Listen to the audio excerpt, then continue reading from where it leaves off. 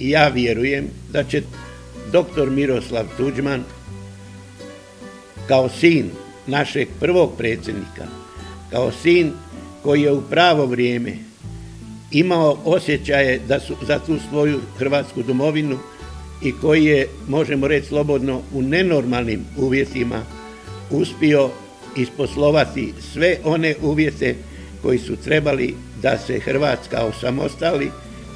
Pa čujte, ja da ne bi čvrsto vjerovao u to da će on to sve što sada zagovara, da to neće ispunjavati, da se neće tako ponašati, sigurno ne bi mu dao svoj glas i sigurno bi djelovao suprotno i među svojim članstvom.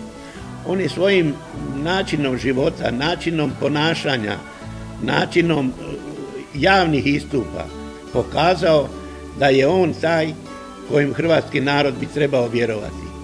Ima u njemu nešto potiho, to moguće mnogima ne odgovara i mnogima se to ne sviđa, ali kažu ljudi onu staru tiha voda brijege dere, prema tome i ja vjerujem u njegovu postojanost, u njegov stav da onakav kakav nam se danas predstavlja da će takav i ostati.